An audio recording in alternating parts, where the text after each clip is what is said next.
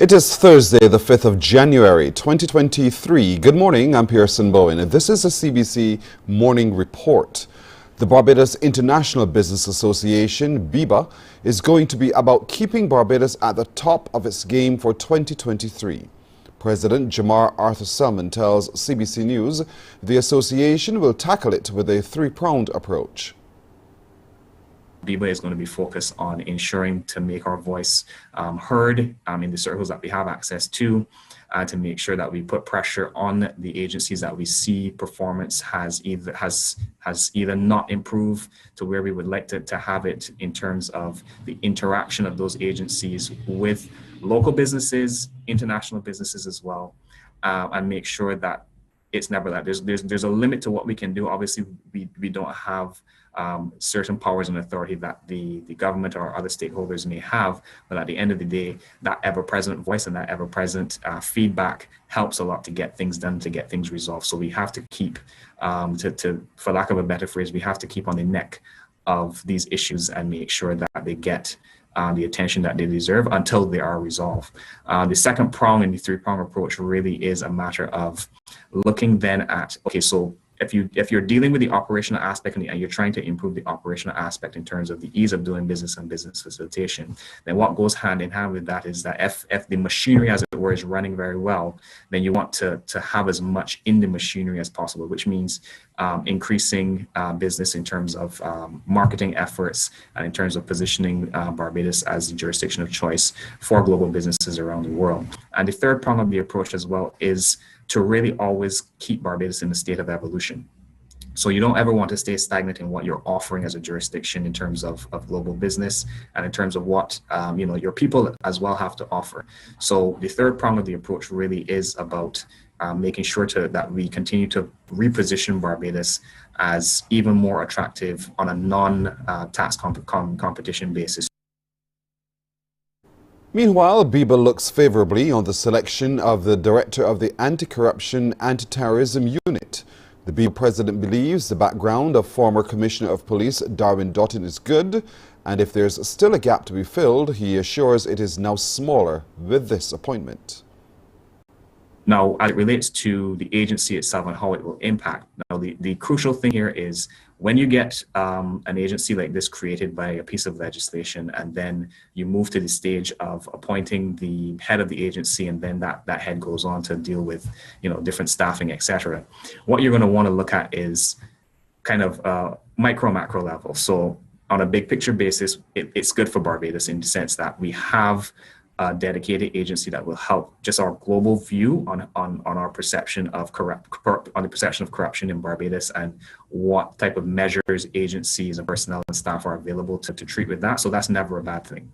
On a micro level as well, it's not that this is the part where I'm talking about indirectly. So it will always help because within that legislation, there's obviously power and authority for the Director General to be able to request information, to be able to get search warrants done, so on and so forth. So just overall for Barbados on a micro level, you have this other alternative where the police commissioner or other heads of law enforcement agencies can recommend certain matters where they feel it appropriate to the agency to handle, and the agency can decide to accept that authority and go.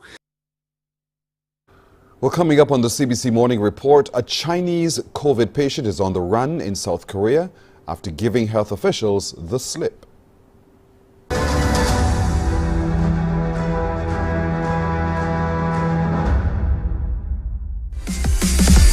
While you go about your business, we go about our business, and that is gathering the news. Stay up to date at CBC News Barbados on Facebook, Instagram and Twitter. Get news update on radio throughout the day. And join us for the CBC News Night at 7 every night. CBC News team is on the job and bringing you the news. There is a saying, you can find a Bajan anywhere. Are you a Bajan living abroad? Or do you know of one who has migrated to another country? Well, we at Mornin Barbados would love to have you or them on our...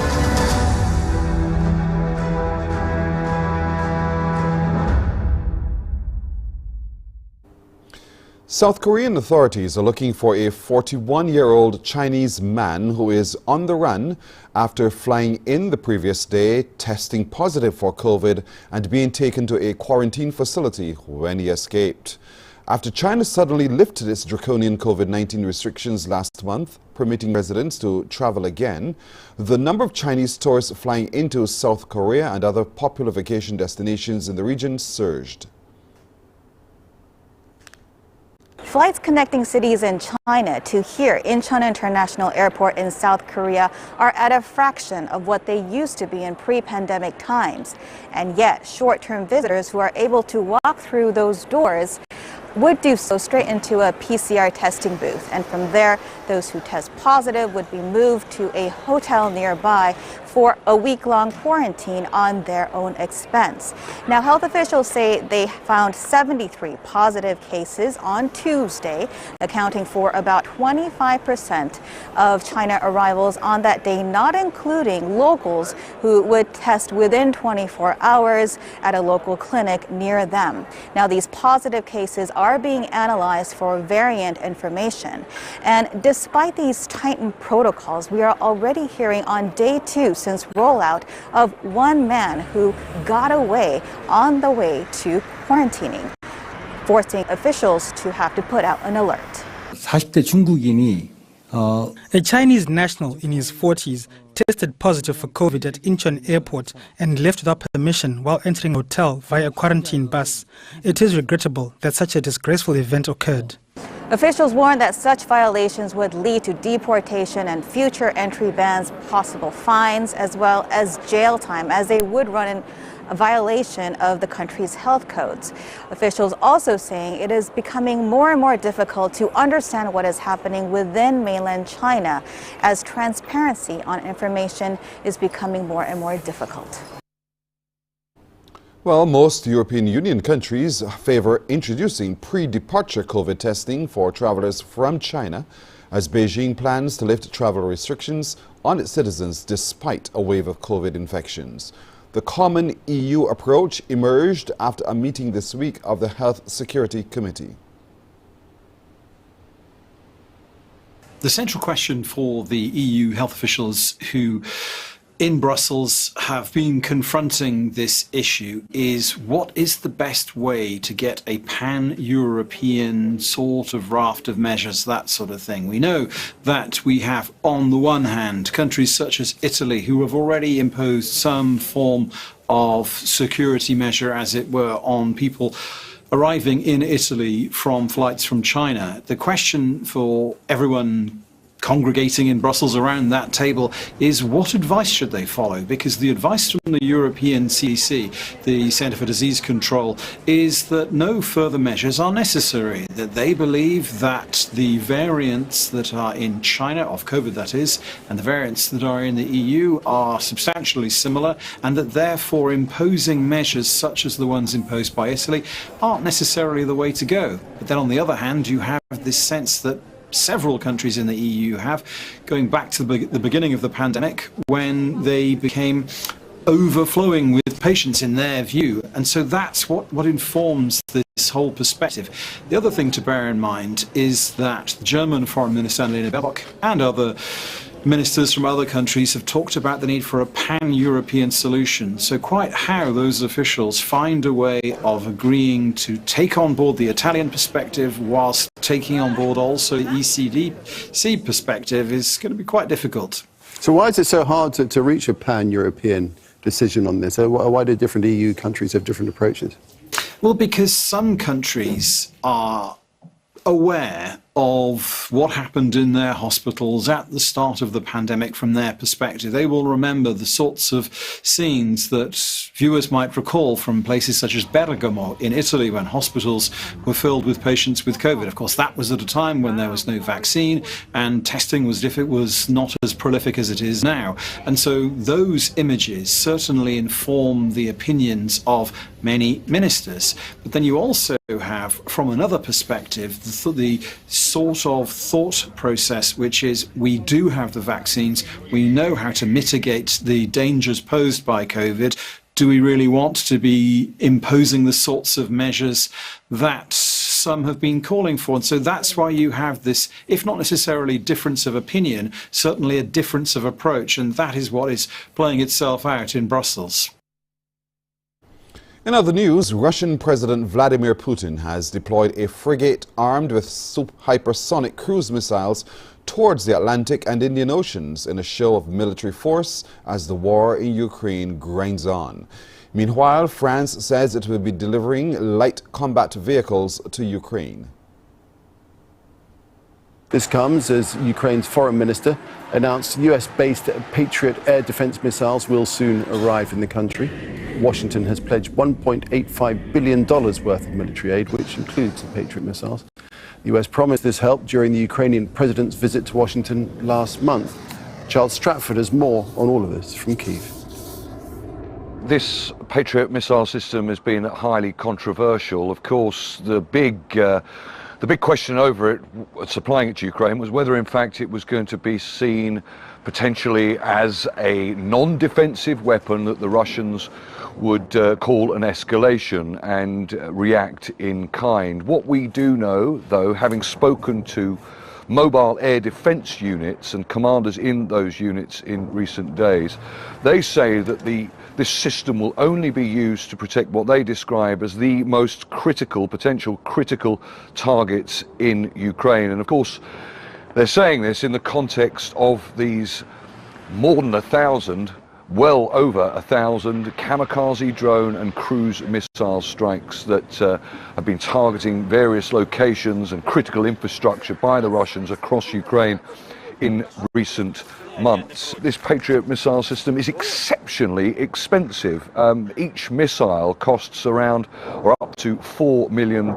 So again, it's highly unlikely that this kind of system is going to be used to try and take out these kamikaze drones and cruise missiles that come into the skies and target places across Ukraine virtually every day. Well, coming up this morning on Morning Barbados, we get to meet a slew of exceptional young people from here and everywhere. Indeed, one of who is a freelance visual artist from Guyana who continues to amaze many with her work. We'll also be meeting someone from banking to blending, and now she's created her own brand of seasonings. Who is she?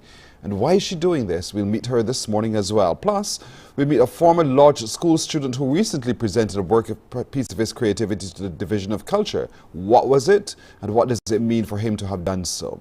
Those are some of the exceptional young people we'll meet this morning when you join me at 6:30 for Morning Barbados.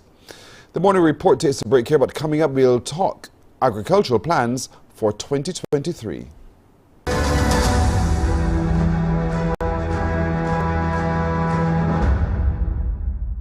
The CBC That Made Us, featuring programming from yesteryear, which impacted the lives of many Barbadians.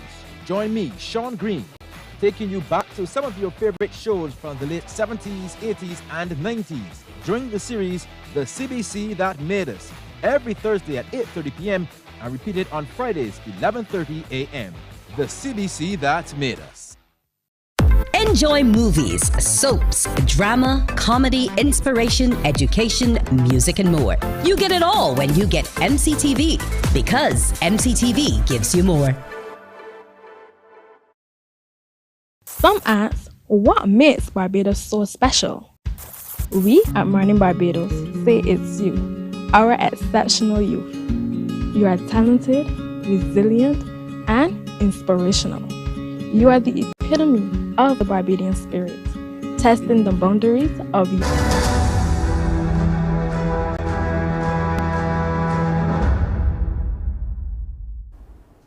Well, Barbadians planning to pick cotton this year will get a bit more for their efforts. Chief Executive Officer of the Exclusive Cottons of the Caribbean Incorporated, Adelaide Stevenson, could not say by how much as yet because meetings are still ongoing. His disclosure comes as he appeals for support from government and private farmers to assist if the cotton industry is to flourish. Trevor Thorpe reports. The variety of cotton produced in Barbados is of the highest quality. In fact, Ceylon cotton is known by the industry specialists across the globe. And the appeal from CEO of Exclusive Cottons of the Caribbean Incorporated, Adelaide Stevenson, is for all stakeholders to make an input so the industry can grow. We really want the private farmers to come back on board. We want government to lend some support to the industry. And that way we can get back to the point where we should be. Western Union Sea Island cotton is a very good quality cotton. It's known by the connoisseurs of cotton throughout the world. And we need the support of the government, and we need the support of the private farmers to get back to the point where we should be in terms of producing finished goods. With the right assistance, about 200 acres could be put into production. We are in discussions now, so we anticipate very shortly to announce an increase in the price, an increase in the quantity that the harvesters can get when they get into the field. But we certainly need the support of government and the support of private farmers.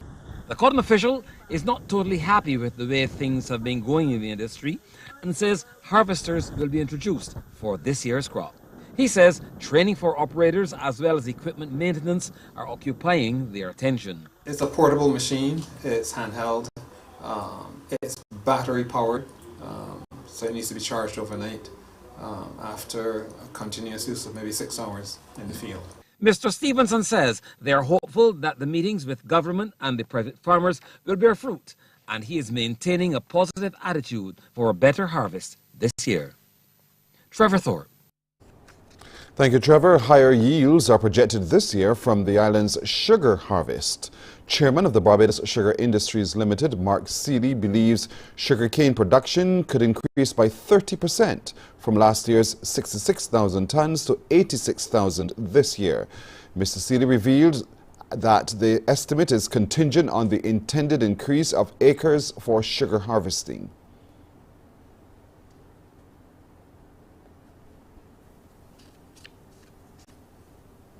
Estimates for 86,042 tons for this year, so it's a significant increase actually. It's about a 30% increase on last year. Last year was 66,000 tons.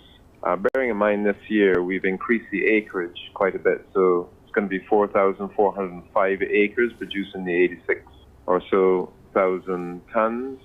So it's looking like a good year. Of course, these are estimates, so there's a lot of things that go into making sure that we do deliver at least our estimate. Importance of commencing the harvesting season by mid-February, as around that time weather conditions would be most favorable. We're going to need a fairly good drying out period, probably from mid-January right through till hopefully February 15th, where we expect to start. So far, the farmers that I have called, their harvesters will be ready to start for February 15th. And as I have said over the last few months, it's imperative that we start around that time, of course, given weather and the drying out period, because any later than your plant canes will be start to rotten, and that will be very, very bad for the sugar content.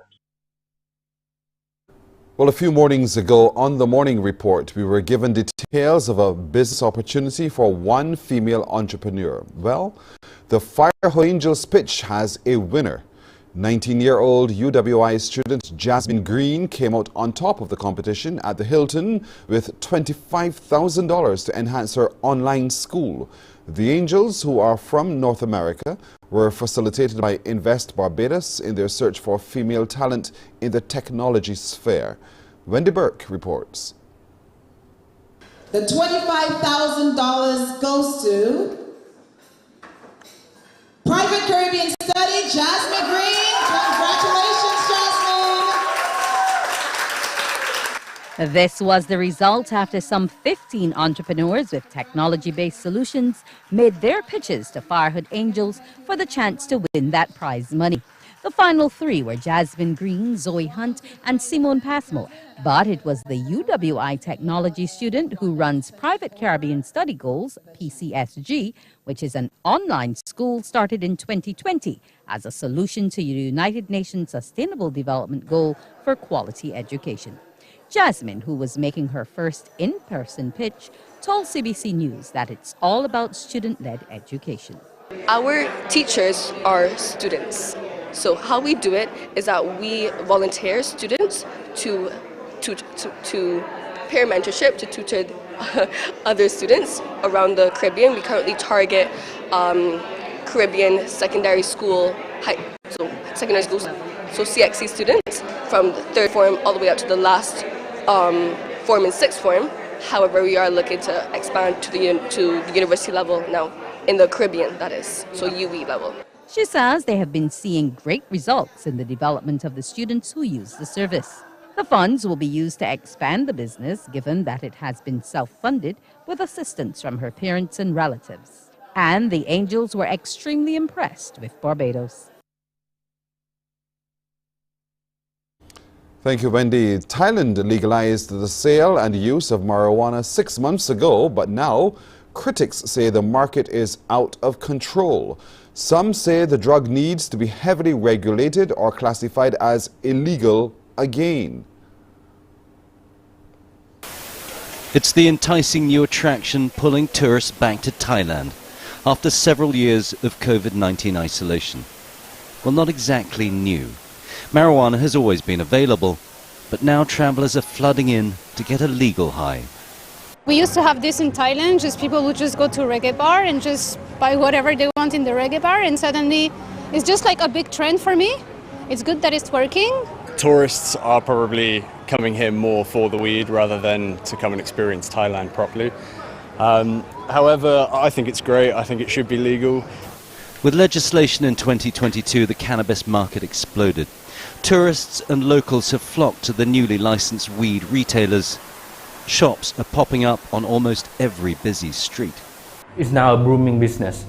They have been issuing the license, it's about 5,000 for the shops right now in Thailand, which means like there are a lot of shops. But not everyone is thrilled by marijuana's new status. Some of the most passionate advocates for legislation have found their arguments trampled in the stampede to get into the market. The people that I've been fighting alongside to have this legalized are not the one benefiting. The one who are opening up shops every other bloody day right now is not the people that I knew. I do not fight for this so that there are Californian weed on Bangkok streets. And the law remains unclear in many areas. Purchase and possession in private is legal, but technically recreational use is still against the law. For those who've been pushing the benefits of medical marijuana, the original intention of the change in legislation has been lost.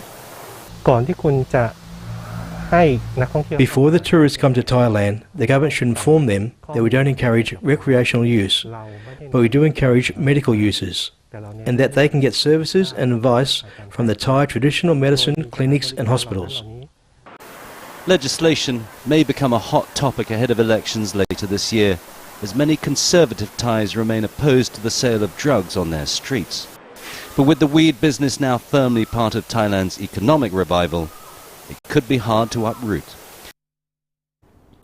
Well, record high winter temperatures have swept across parts of Europe into the new year, bringing calls from climate activists for faster action against global warming. Some European nations are losing tourists as there's no snow. In Spain, temperatures are equivalent to the average in July, with some regions more than 10 degrees Celsius higher than normal. Europe's warm weather comes as North America faces severe storms. Scientists blame climate change for the extreme weather. The unseasonably warm temperatures are having a major impact on the winter holiday industry. The Sarajevo ski resort in Bosnia, home of the 1984 Winter Olympics, is almost completely without snow on what's normally one of the busiest weeks of the year. While in neighbouring Croatia, weather more suited to the summer months means this resort outside the capital Zagreb is having to rely on artificial snow. François Gemène is lead author on the United Nations Intergovernmental Panel on Climate Change. He says higher winter temperatures will continue in the future. There is a relationship between the temperatures we experience in Europe right now and climate change. We know that climate change will lead to more extreme temperatures, and Europe is one of the regions of the world that is warming up the fastest. Clearly, average temperatures in Europe have already increased by about 2 degrees Celsius compared to the pre-industrial average, and this will continue in the future, which means that these temperatures that we consider as exceptional temperatures actually are the new normal temperatures. We will need to get used to the fact that temperatures will reach these levels more and more frequently in the future. To sports now, West Indies opener Evan Lewis has labelled the team's failed T20 World Cup campaign as hurtful, but has vowed to bring all his franchise experience to the table in 2023. The two-time former champions lost 2 of their 3 qualifying ground matches to Ireland and Scotland and missed out on the Super 12 main draw for the first time in the tournament's history. The 31-year-old Lewis believes it's up to the experienced senior players to turn things around. He was speaking to the media ahead of the International League T20, which starts on January the 13th in the United Arab Emirates. More cricket is actually better as a cricketer, I should say. The most important thing is that what we look to take from these leagues is that you try not your best not to put yourself under too much pressure when you play international cricket. I know international cricket is obviously the highest cricket it have, but as a player, you have to try not try to overthink, not try to do things that you're not accustomed to doing. You need to be relaxed. You need to be what you have been doing in franchise cricket and dominating. So it's just a transition what guys need to understand, need to do. A lot of the senior guys have, well, not actually with the team anymore, but as you said before, guys like me and Pura and Rovman, all these guys who have been around for a while, I think it's actually upon us to actually to carry on the mantle. I know, as you said, that have a lot of new guys that's actually coming in the team at the moment, so it probably might take us a little time to be back on to where we need to be, but it's a work in progress, to be honest. Well, we've had rain here in the Pine in just a little bit, and so let's look outside your window now to see what's in the forecast for you today. These are figures recorded at the Met Office of the Grantley Adams International Airport. Barbados, 25.1 degrees Celsius, cloudy conditions prevail. The humidity is 83%. The barometer reads 14.5 millibars, and the winds, look at that, east at 41 kilometers an hour. That's a brisk breeze flowing across our island indeed. Expect a low tide this morning at 18 minutes after 8, the second at 20 minutes to 10 tonight, and a high tide at around 20 minutes to 3 this afternoon. Seas today in Barbados should be moderate in open water, with swells ranging from 1.5 to 2.5 meters and increasing. Again, that caution is for small craft operators and sea bathers today. So in the forecast for Barbados today, mostly cloudy with breaks of sunshine with the occasional brief scattered light to moderate shower. And in the forecast for Barbados tonight, cloudy with clear periods with a few brief isolated light showers. Now a look at forecast conditions for some international cities.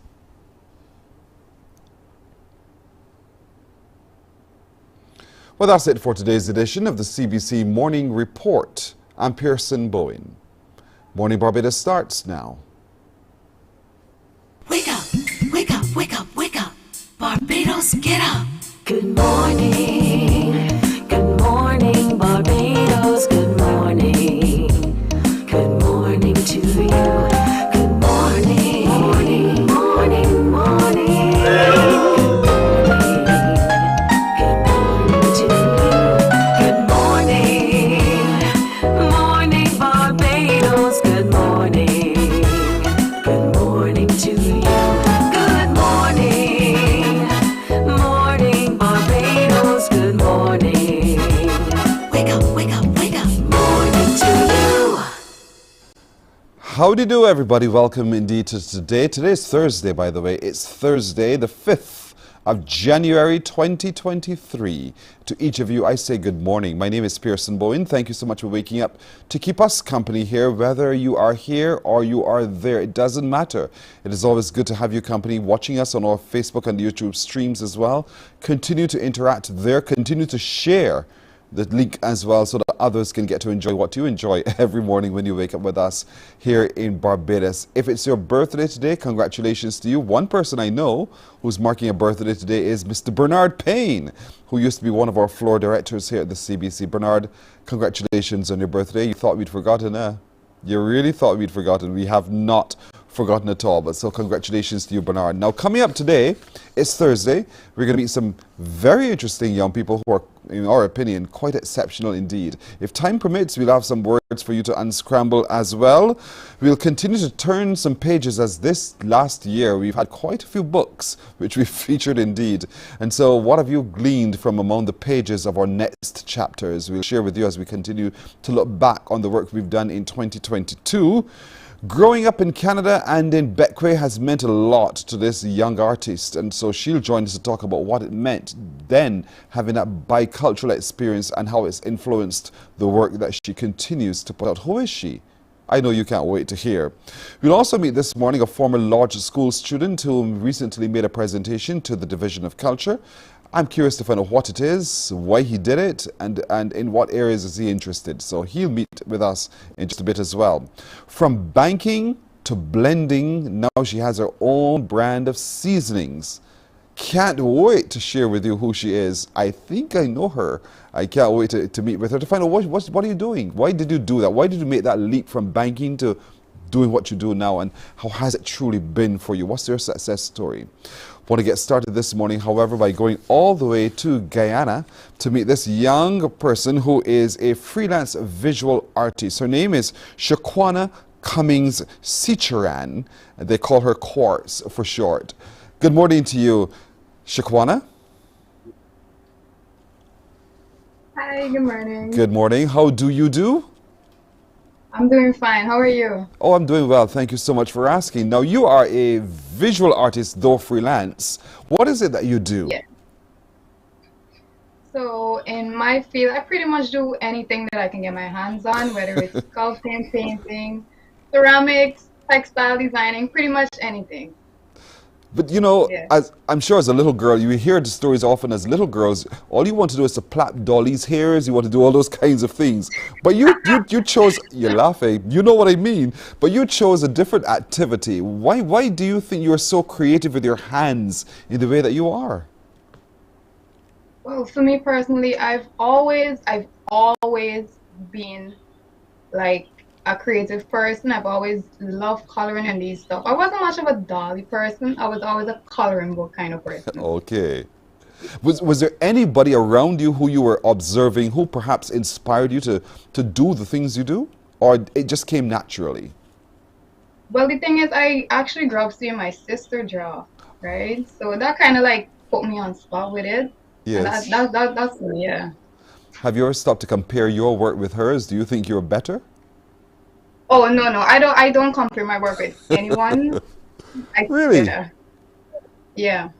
So how do you assess where you are in context with other people and their work?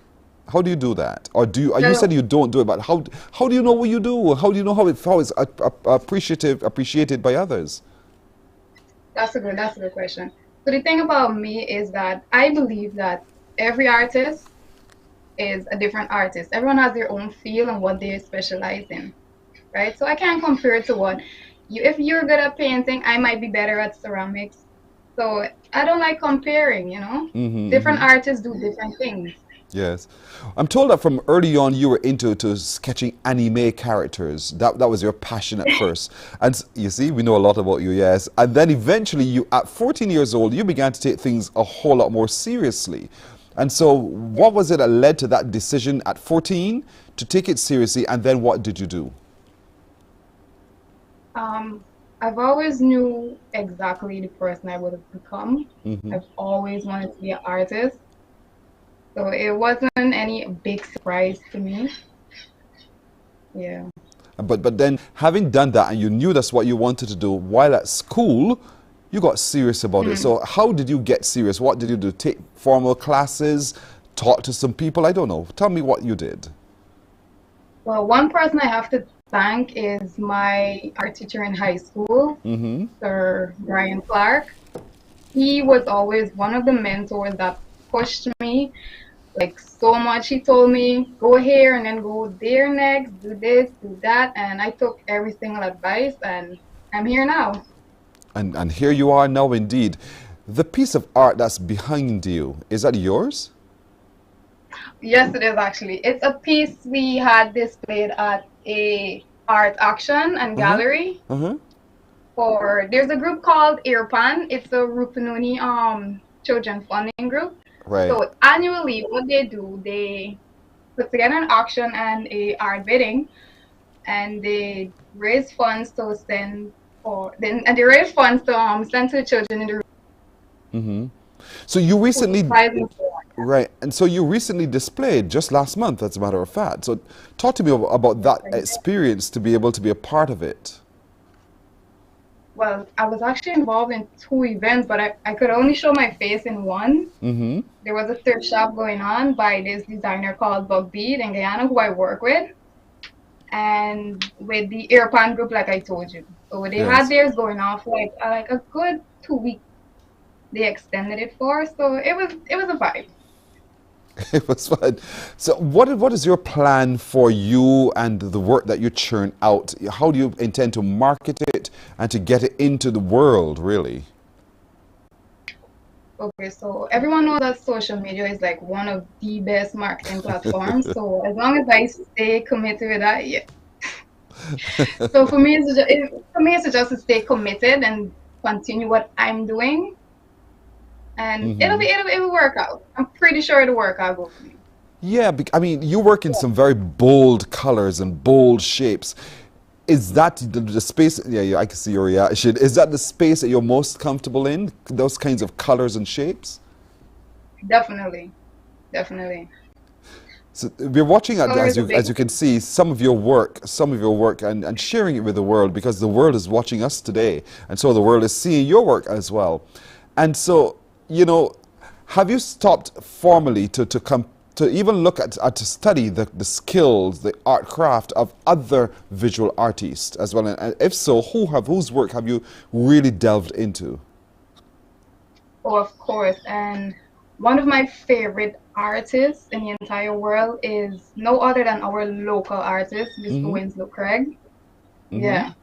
So along with my mentor, like I told you from in high school, Sir Brian Clark, there's Mr. Winslow Craig, sorry. Right. What is it about his work that inspires you so much? The way how it just flows. There is like, he's never worried. He's always very articulate on what he wants to do. He plans his work out very fine and he knows exactly how he wants to execute it. So I just heard in my ear that you use your canvases anywhere, even the skin. It can be your So talk to me a little bit about that. And wow, I'm just stunned by the kind of work that you do. So talk to me about moving into tattooing and designing for that space as well. Like I said, I'm the type of artist that tries to get her hands on any and everything. Whether it's jewelry, in those are Sharpie tattoos we did at Fumacan, Guyana's anime convention. So those aren't real, those are Sharpies. So how well known or not are you in Guyana? How do Guyanese respond to your work? Well, I personally don't believe that I'm that big of an artist, but I'm not the worst and I'm not the best. I'm just here on my journey. Like I said, here I am. You know, I'm very surprised. So who do you share the journey with? You know, no man is an island. You got to spend time interacting with other people. How do your friends think?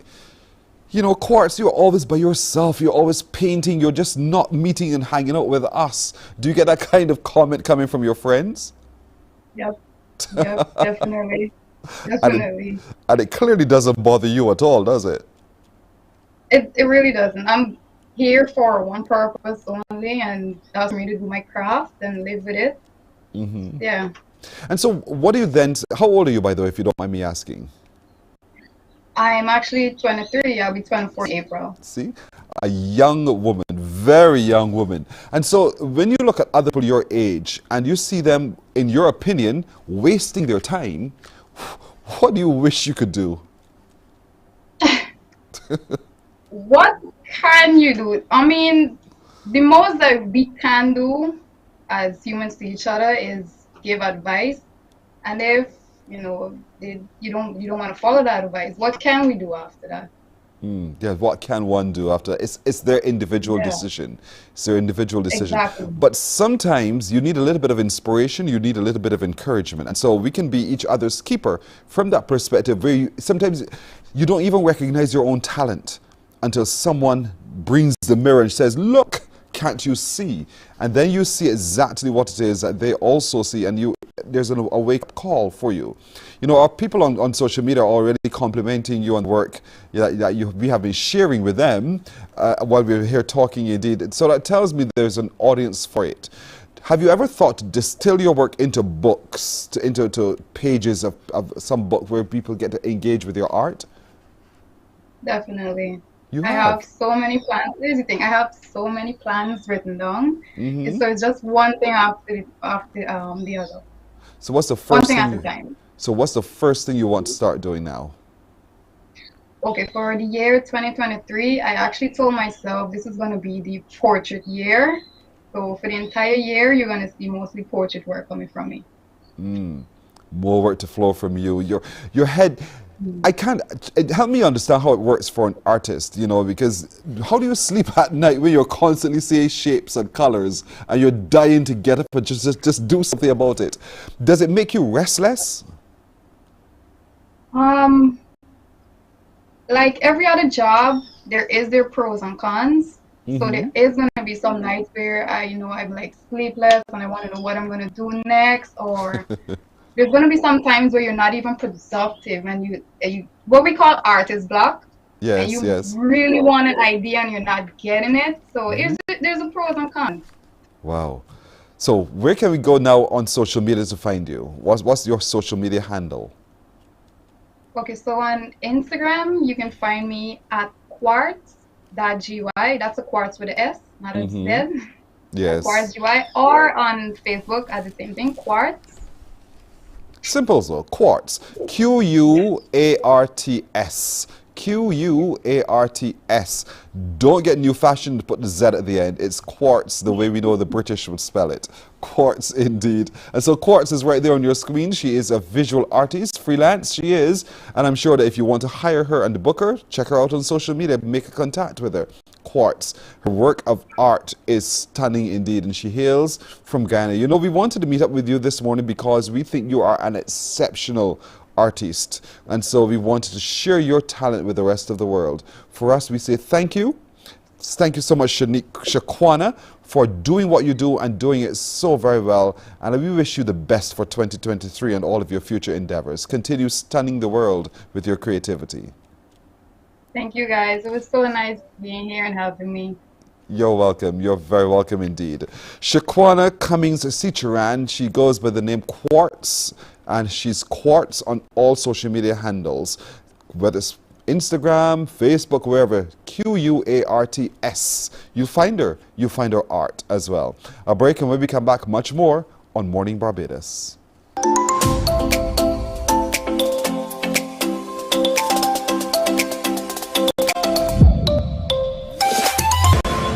Books open your heart, your mind, and your soul.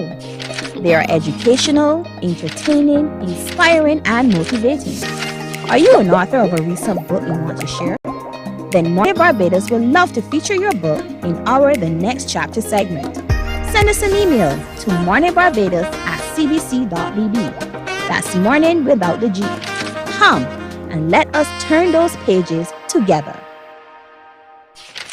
Because you love English Premier League, MCTV has got it back. Now you can watch all the games of the English Premier League plus UEFA and NFL on MCTV. Current customers can upgrade to Max Pack Extra at just $23. Call MCTV today at 228-6288 to upgrade or come in and sign up for our new service. Football fans, let MCTV get you back in the game.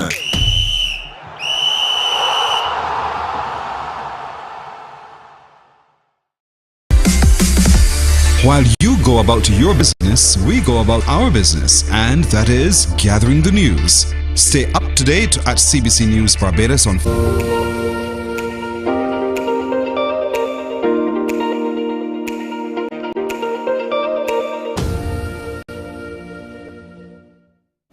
We're going to meet a Bajan Afar who was born in St. James, also grew up in St. Michael, found time to spend time with mummy and granny in the kitchen doing all sorts of things.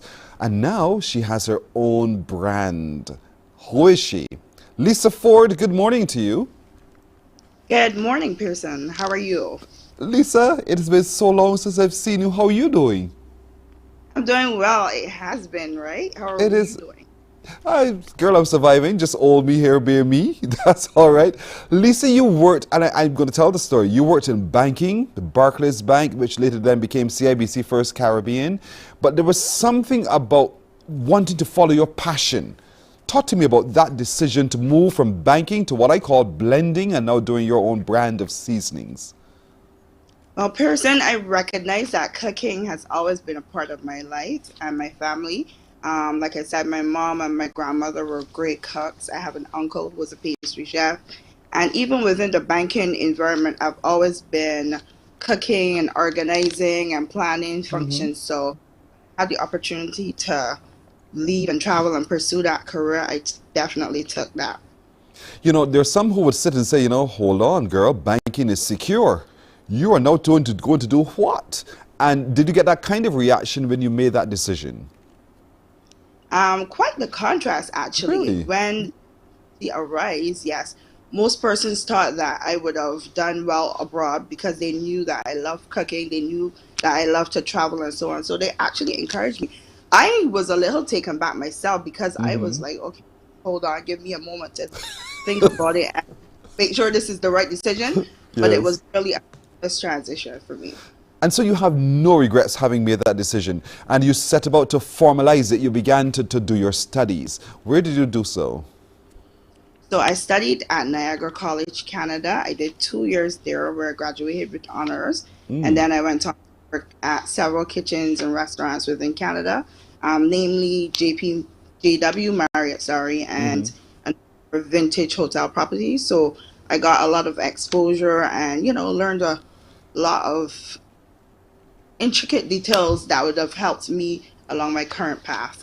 And so what was it like, though, having finished your school with honors, then you walked into the working world in the United States over there, and here it is now, you're rubbing shoulders with people from everywhere. What was that experience like, getting to know them getting to know you, and understanding the different flavors as you went along?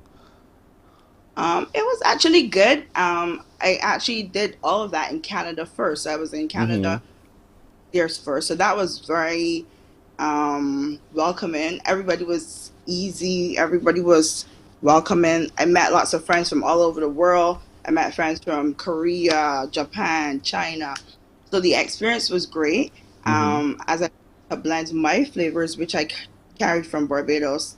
And like I said, all the teachings and training and so on that I got, it was able to help me then have a specific flavor.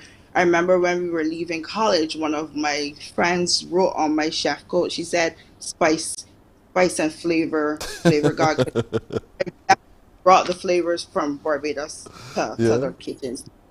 So I paint the picture for me when they first tasted your spices and your flavors, you know, their first reaction. What was it like?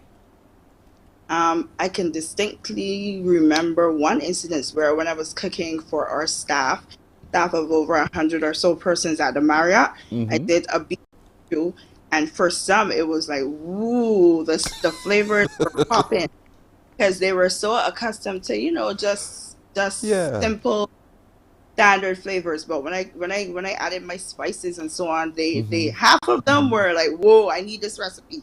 But another half of it's a little spicy, but you know, you always get a blend. But definitely the flavors came through. So what was it that started you then to go on the journey of becoming the entrepreneur that you are and create your own brand? Was it the demand by those who were tasting what you were doing that caused you to say, you know what, I'm going to make some money from this. I'm going to do this my way. Yes and no. So like I said, the flavors were always there. You know, you always have as a chef, you always have your particular spices and so on that you dabble into. And then I had actually got into an accident where I injured my foot. So as I was cooking, I was constantly pulling out 6 and 7 and 8 different spices. And I said, nope, I just want one. I want one spice that is going to do everything that this 8 or 10 spices will do. And from that, Limel's seasonings were born. There we are on our screen, folks. Look at this, Limel's seasoning, multi-blend seasonings. And so your seasonings can season any meat, any dish, any whatever? Yes. So there's one, the white one, the multi-blend. That one is specific that one is what I call the everything seasoning, the all-purpose seasoning, sorry. So that one you can use for fish, use it for potatoes, pasta, salads. I throw it in almost anything that I cook. And these are the only spices that I cook with now. The black one, this is for all your meat. So you can do, just like we just did our ham, or our ham for Christmas. I can cook ham, I can do seafood, I can do chicken, anything. And then the red is the shadow of the white one, except it doesn't have any sodium in it. Wow. And the packaging, the bottling, the everything, the business side of it. Talk to me a little bit about getting that in order and what you had to do to make sure that the business is sustainable. Well, as every entrepreneur knows, the work that we put in especially for ourselves, is tireless. So there's always work in terms of sourcing, there's trial and error in terms of, you know, making sure it looks good. Sometimes there are errors in terms of spellings and so on. So it's a lot of work. But at the end of the day, you want that finished product. When you look at it, it says, this is my brand, and it represents what you present. And I think I've done that. Oh, it's fantastic indeed. How are you retailing it there? Are you in New York, by the way? Yeah, so I'm currently in New York. I'm retailing it. I have a website. I sell it online. And I also have it available in my local supermarket. There's a supermarket called Key Foods. So you can find it there, and it's online. And then I do door-to-door marketing. So anybody that I come in contact with, because food is my job, so yes. I can present it. I always have my product on me, and I sell it to them. Right. So you can either walk into the local supermarket and get it, or you can go walk online and get it from there. So if we in Barbados were seeing, who are seeing it now perhaps for the very first time, we wanted to order it, we can go online and do that. You can go online and order it. I'm not sure. I don't think I have it set up for shipping, but there's some good news. I'm working on Barbados as we speak. So I'm in the process of getting new packaging and everything. The smaller, more convenient packages sent, and they're going to be there within another 2 or so weeks. So Barbados, don't worry, I have you covered. You're my stomping ground. All my ex-banker friends, all of my friends, customers, they need the product. So it's going to come. In another week or 2, it's going to be there. You ain't change at all, girl. You ain't change. It's coming. 2 weeks away or so from now, it's coming. It's the Limel's multi-blend super herbs, really super seasonings. And so in 2 weeks' time, it's going to be in Barbados and available for us. Have you pitched yourself and said, my goodness, look at where I am now. Look at what I'm doing. Who would have thought? Have you had that experience? Oh, yes, definitely. And like the previous young lady said, sometimes you don't know your path. But when I think back of my career for food, and then how banking was the pivot for it, and then till now, I'm like, whoa.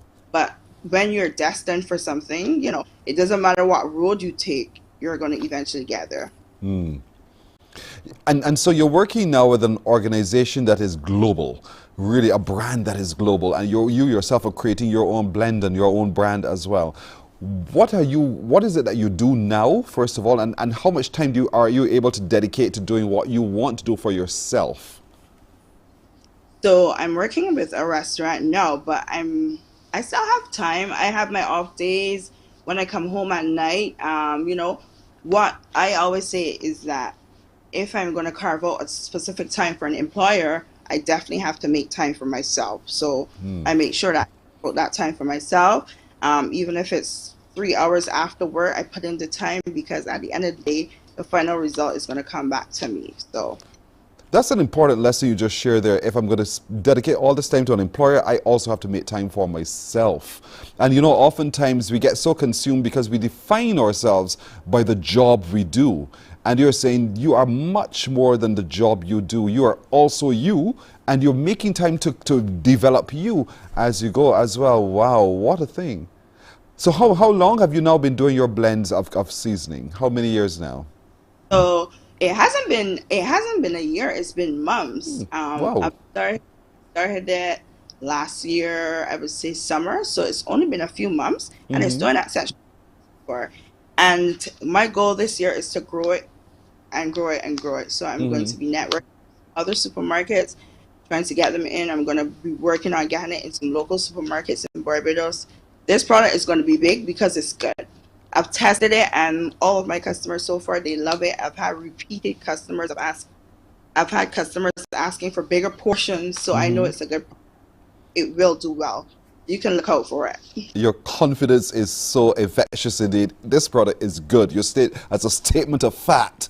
And so, talk to me a little bit about getting your local supermarket there to accept it and put it on their shelves. What was that process like, and how receptive truly were they from get-go? It was easy. I just went in. I asked to speak to the person in charge. I showed them the product and what it was. The initial bottle wasn't what they wanted, because at the price point I have it at, they weren't able to, mark it up to make a profit for them. So I just had to go back to the drawing board, as any business person would do, reduce the bottles, the content size, and then meet the price, negotiate on the price, and then it was good. We were good. You make it sound so easy. You made this sound so easy. And those banking skills that we had, they came into play. Once you are certain and you have a plan. Wow, you're so right to use those banking skills, girl. Spot on. People buy from people. I'll never forget that. And so I know you also have your social media handles. So where can we find you on social media? So on social media for the business is Limel's Catering Services 4.com. And my personal handle is LMFord on Instagram, sorry. That's all right. And so we want to make sure that people get to know where to find you. You said the product will be here on island perhaps in another couple weeks. And you don't have to tell me in which stores or supermarkets it's retailing, but we're hoping that as people hear supermarket owners watch, that they also want to have your product on their shelves as well. Limel's multi-blend seasonings, that's what it's called. Beautifully packaged, lovely indeed, by that young Barbadian woman there you see on your screen, Lisa Ford. From banking to blending to everything else in between as well. But she's a strong businesswoman. And so, Lisa, what does your family think now that they see your success, now that they see all of these happening with you? What are they saying to you? They are quite happy. They are very happy. As a matter of fact, my brother, he's the one who's going to be my distributor in Barbados. So he's on me. Get me those. It should have been there before, but because of the holidays and I had my family here, so it's going to be there. So they're very proud. They believe in the product as well, because, like I said, it's a good product. So you get to taste it soon, Pearson, and then you come back and you be the judge and let me know. Oh, for sure. For sure. Listen, have you had a chance to say to your mother and to your grandmother, thank you for all that they've done? Both of them have passed, but they know everything that we do, especially my grandmother. She just passed last year, but she was a very inspiration and a very big part of everything that we do when it comes to cooking, because she was an excellent cook and she always shared her recipes and her tricks. And and so on. So she would have been proud. I know she's smiling down on her. Oh, that is fantastic. Lisa Ford, look at you there. Look at you doing so very well. I'm so immensely proud of you indeed. Good girl from banking, the Barclays Bank days, boy. Oh, those were the days. Those were the days. And look at where you are still, a success. Continuing to wow the world with Limel's blend, your multi-blended seasonings indeed. And continuing to do what you do so handsomely as a Barbadian as well. Lisa, thank you so much for joining us. For us in Barbados, we are super proud of you. We can't wait. Tell your brother, hurry up and start the distribution. Let's get our hands on all of this. Thank you. It was an honor. Thank you. You're welcome. You're welcome indeed. Lisa Ford, the woman, the passion behind Limel's multi-blend seasonings. She's a Bajan afar. She lives now in the United States. She left banking, took it seriously, studied it, and now she's producing her own multi-blended seasonings for all of us to consume. Get it as soon as it's possible. We'll take a break here. We're coming back with the news in just a moment.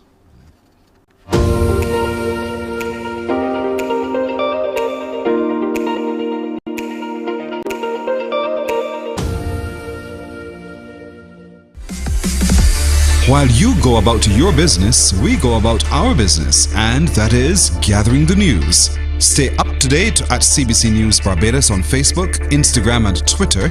Get news update on radio throughout the day. And join us for the CBC News Night at 7 every night.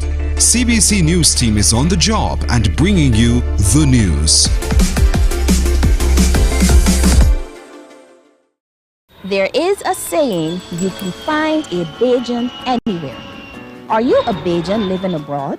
Or do you know of one who has migrated to another country?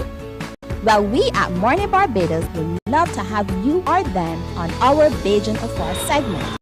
Share your amazing stories, experiences, and how you have adapted to a new culture.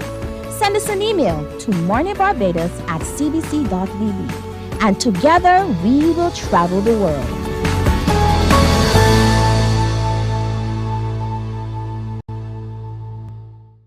The CBC That Made Us, featuring programming from yesteryear, which impacted the lives of many Barbadians. Join me, Sean Green, taking you back to some of your favorite shows from the late 70s, 80s, and 90s. Morning, morning, morning. Good morning. Good morning to you. 2 minutes after 7, looking at the news now. The Barbados International Business Association is going to be about keeping Barbados at the top of its game for 2023. President Jamar Arthur Selman tells CBC News the association will tackle it with a three-pronged approach. BIBA is going to be focused on ensuring to make our voice heard in the circles that we have access to, to make sure that we put pressure on the agencies that we see performance has either not improved to where we would like to have it in terms of the interaction of those agencies with local businesses, international businesses as well, and make sure that it's never that there's a limit to what we can do. Obviously, we don't have certain powers and authority that the government or other stakeholders may have, but at the end of the day, that ever-present voice and that ever-present feedback helps a lot to get things done, to get things resolved. So we have to keep, for lack of a better phrase, we have to keep on the neck of these issues and make sure that they get the attention that they deserve until they are resolved. The second prong in the three-prong approach really is a matter of looking then at, okay, so if you're dealing with the operational aspect and you're trying to improve the operational aspect in terms of the ease of doing business and business facilitation, then what goes hand in hand with that is that if the machinery, as it were, is running very well, then you want to have as much in the machinery as possible, which means increasing business in terms of marketing efforts and in terms of positioning Barbados as the jurisdiction of choice for global businesses around the world. And the third prong of the approach as well is to really always keep Barbados in a state of evolution. So you don't ever want to stay stagnant in what you're offering as a jurisdiction in terms of global business and in terms of what your people as well have to offer. So the third prong of the approach really is about making sure that we continue to reposition Barbados as even more attractive on a non-tax competition basis. Meanwhile, BIBA looks favorably on the selection of the director of the Anti-Corruption Anti-Terrorism Agency. The BIBA president believes the background of former Commissioner of Police Darwin Doughton is good, and if there's still a gap to be filled, he assures it is now smaller with his appointment. Now, as it relates to the agency itself and how it will impact, now the crucial thing here is when you get an agency like this created by a piece of legislation, and then you move to the stage of appointing the head of the agency, and then that head goes on to deal with, different staffing, etc. What you're going to want to look at is kind of macro level. So on a big picture basis, it's good for Barbados in the sense that we have a dedicated agency that will help just our global view on our perception of corruption in Barbados, and what type of measures agencies and personnel and staff are available to treat with that. So that's never a bad thing. On a micro level as well, it's not this is the part where I'm talking about indirectly. So it will always help, because within that legislation, there's obviously power and authority for the Director General to be able to request information, to be able to get search warrants done, so on and so forth. So just overall for Barbados on a micro level, you have this other alternative where the police commissioner or other heads of law enforcement agencies can recommend certain matters where they feel it appropriate to the agency to handle, and the agency can decide to accept that authority and go. Well, Barbadians planning to pick cotton this year will get a bit more for their efforts. Chief Executive Officer of the Exclusive Cottons of the Caribbean Incorporated, Adelaide Stevenson, could not say by how much as yet, because meetings are still taking place. His disclosure comes as he appeals for support from government and private farmers to assist if the cotton industry is to flourish. Trevor Thorpe reports. The variety of cotton produced in Barbados is of the highest quality. In fact, Sea Island cotton is known by the industry specialists across the globe. And the appeal from CEO of Exclusive Cottons of the Caribbean Incorporated, Adelaide Stevenson, is for all stakeholders to make an input so the industry can grow. We really want the private farmers to come back on board. We want government to lend some support to the industry. And that way we can get back to the point where we should be. West Indian Sea Island cotton is a very good quality cotton. It's known by the connoisseurs of cotton throughout the world, and we need the support of the government, and we need the support of the private farmers to get back to the point where we should be in terms of producing finished goods. With the right assistance, about 200 acres could be put into production. We are in discussions now, so we anticipate very shortly to announce an increase in the price, an increase in the quantity that the harvesters can get when they get into the field, but we certainly need the support of government and the support of private farmers. The cotton official is not totally happy with the way things have been going in the industry and says harvesters will be introduced for this year's crop. He says training for operators as well as equipment maintenance are occupying their attention. It's a portable machine, it's handheld, it's battery powered, so it needs to be charged overnight after a continuous use of maybe 6 hours in the field. Mr. Stevenson says they are hopeful that the meetings with government and the private farmers will bear fruit, and he is maintaining a positive attitude for a better harvest this year. Trevor Thorpe, CBC News. Well, higher yields are projected this year from the island's sugar harvest. Chairman of the Barbados Sugar Industries Limited, Mark Seeley, believes sugarcane production could increase by 30% from last year's 66,000 tons to 86,000 this year. Mr. Seeley revealed this and says that the estimate is contingent on the intended increase of acres for sugar harvesting. Estimates for 86,042 tons for this year, so it's a significant increase actually. It's about a 30% increase on last year. Last year was 66,000 tons. Bearing in mind this year we've increased the acreage quite a bit, so it's going to be 4,405 acres producing the 86 or so thousand tons. So it's looking like a good year. Of course, these are estimates, so there's a lot of things that go into making sure that we do deliver at least our estimates. Mr. Seeley highlights the importance importance of commencing the harvesting season by mid-February, as around that time weather conditions will be most favorable. We're going to need a fairly good drying out period, probably from mid-January right through to hopefully February 15th, where we expect to start. So far, the farmers that I have called, their harvesters will be ready to start for February 15th. And as I have said over the last few months, it's imperative that we start around that time, of course, given weather and the drying out period, because any later than your plant canes will be start to rotten, and that will be very, very bad for the sugar content. Well, that's what news until now. More news at 12 noon right here on CBC TV8. Morning Barbados continues in just a moment. Morning, morning, morning. Good morning. Good morning to you. Some ask, what makes Barbados so special? We at Mornin Barbados say it's you, our exceptional youth. You are talented, resilient, and inspirational. You are the epitome of the Barbadian spirit, testing the boundaries of your creativity.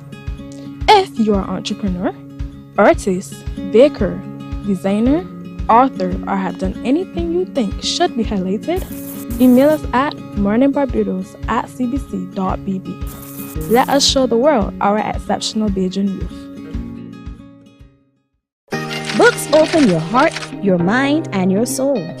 They are educational, entertaining, inspiring, and motivating. Are you an author of a recent book you want to share? Then Mornin Barbados would love to feature your book in our The Next Chapter segment. Send us an email to morninbarbados@cbc.bb. That's morning without the G. Come and let us turn those pages together.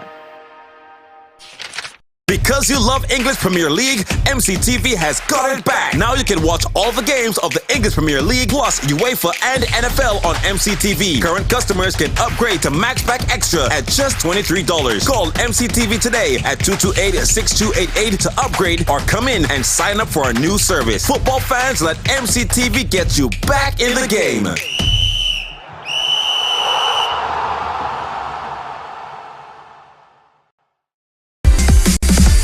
While you go about your business, we go about our business, and that is gathering the news. Stay up to date at CBC News Barbados on Facebook, Instagram, and Twitter.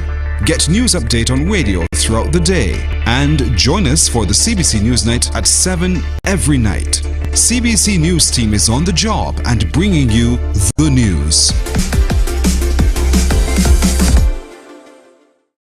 There is a saying, you can find a Bajan anywhere. Are you a Bajan living abroad? Or do you know of one who has migrated to another country? Well, we at Mornin Barbados would love to have you or them on our Bajan Affairs segment.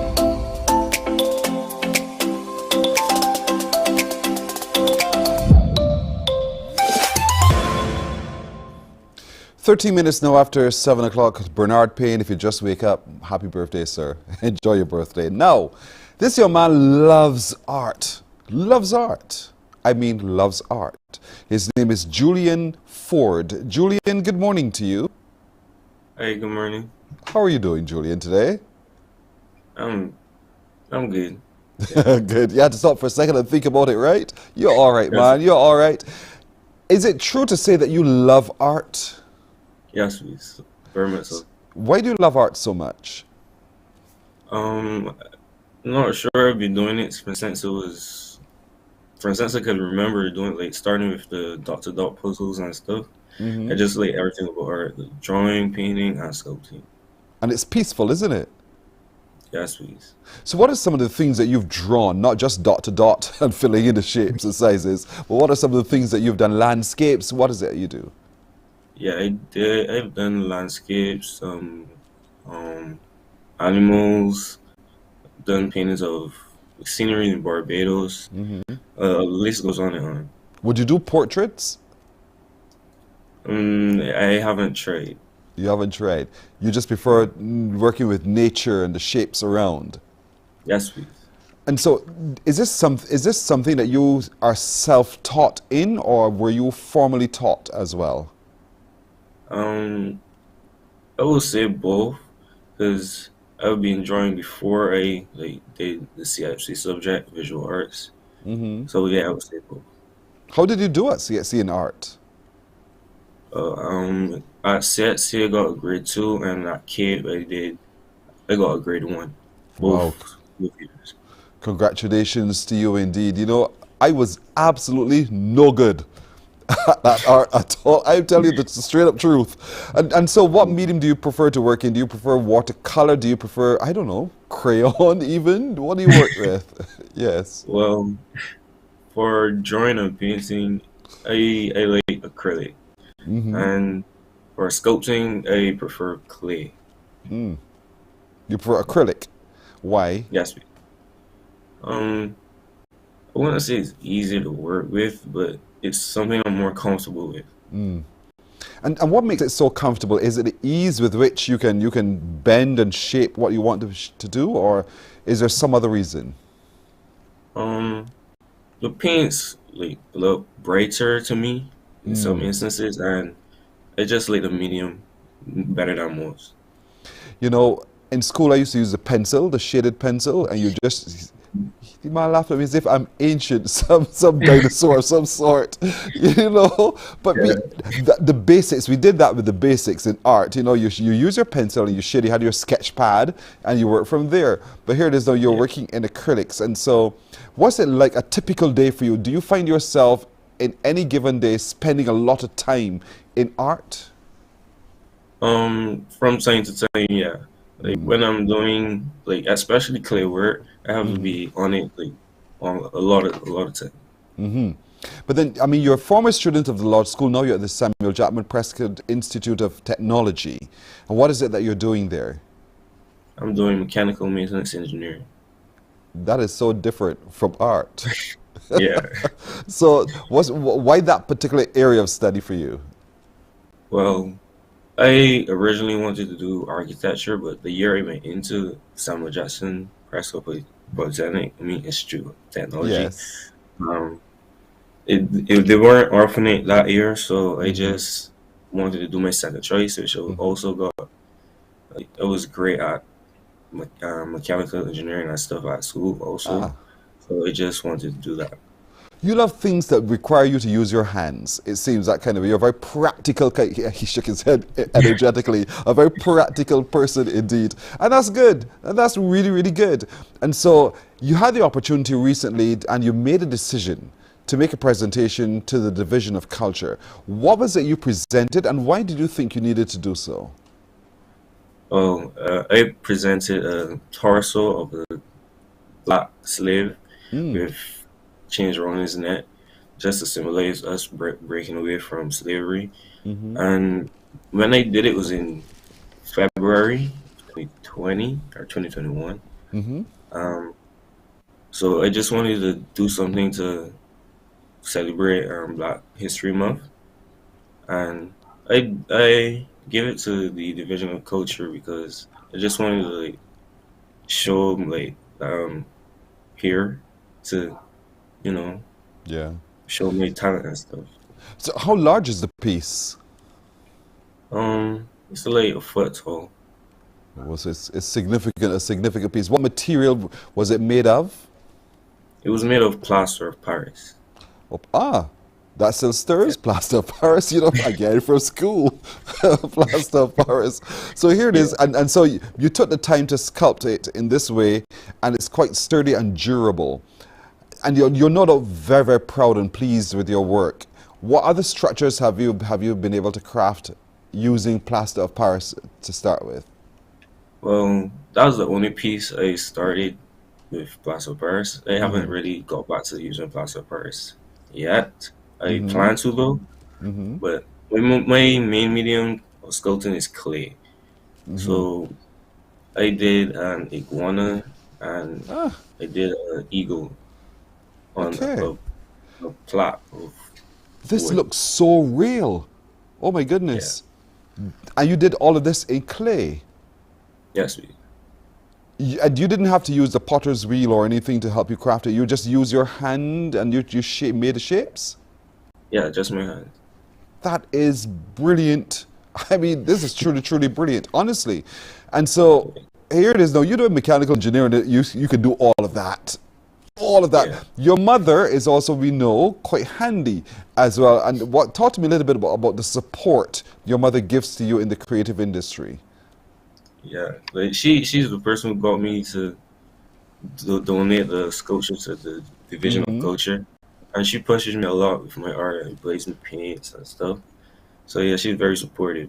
Yeah, she's a good girl, and we had her here, featured here on Mornin Barbados as well. Faye, good morning to you indeed. And if you're going ever in that St. George area, just off of St. George Parish Church, Faye does some wonderful leathercraft work right there as well. So here it is, you're following literally in your mother's footstep, being a very creative young man. So of all of the areas of art that you've dabbled in so far, which area do you want to stay most with? The sculpting or the other kinds of art that you do? Yeah, sculpting, most definitely. That's brilliant. So listen, Julian, it is our immense pleasure meeting you this morning. Faye Ford's little boy is all grown up now, you know. But by the way, what does it do for you, sculpting? What does that do for you? Is it some therapy? What does it do for you? Yeah, it's very calming. And when you make something and you see the end product, it's very satisfying. You know, we talk a lot about how young men in our society are representing themselves, and there's a lot of concern about that. But since you are into sculpting and the arts, you've found that it helps to calm you, to keep you focused as well. Yes. What kinds of advice would you want to give to other youngsters like yourself, your age demographic, so that we can begin to turn and go down the right road, so to speak, with them? What would you say to them? I would say to stay focused on something you love and keep out of the trouble. Like, find anything that you like to do, whether it's playing sports, doing art, singing, music, anything like that. Get into it and stay focused on it. Wow. And we're still looking at some of your wonderful, wonderful work on the screen. These are things that you do.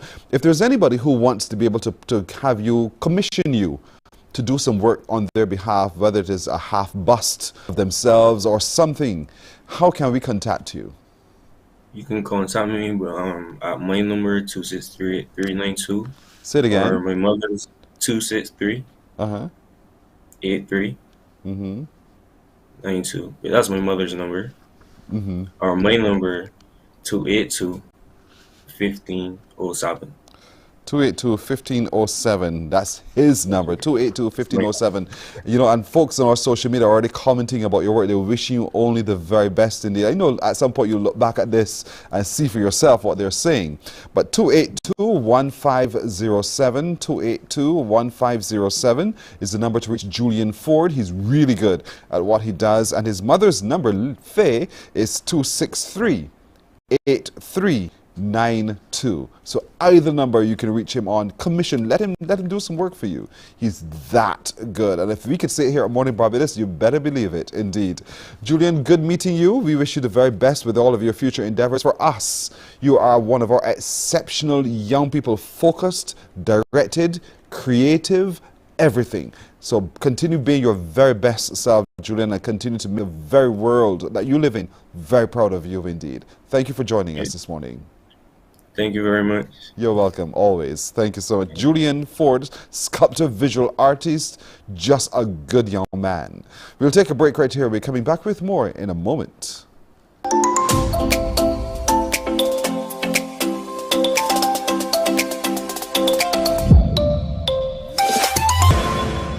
There is a saying, you can find a Bajan anywhere. Are you a Bajan living abroad?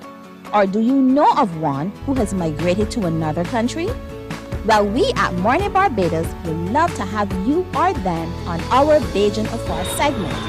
Share your amazing stories, experiences, and how you have adapted to a new culture.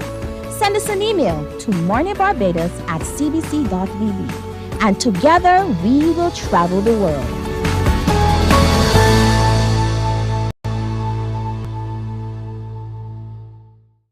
The CBC That Made Us, featuring programming from yesteryear, which impacted the lives of many Barbadians.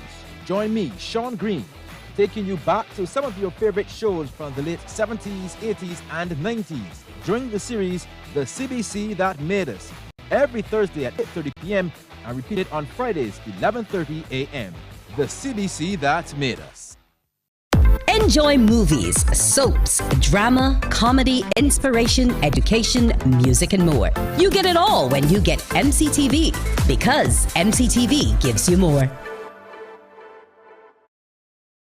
Some ask, what makes Barbados so special? We at Mornin Barbados say it's you, our exceptional youth. You are talented, resilient, and inspirational. You are the epitome of the Barbadian spirit, testing the boundaries of your creativity. If you are an entrepreneur, artist, baker, designer, author, or have done anything you think should be highlighted,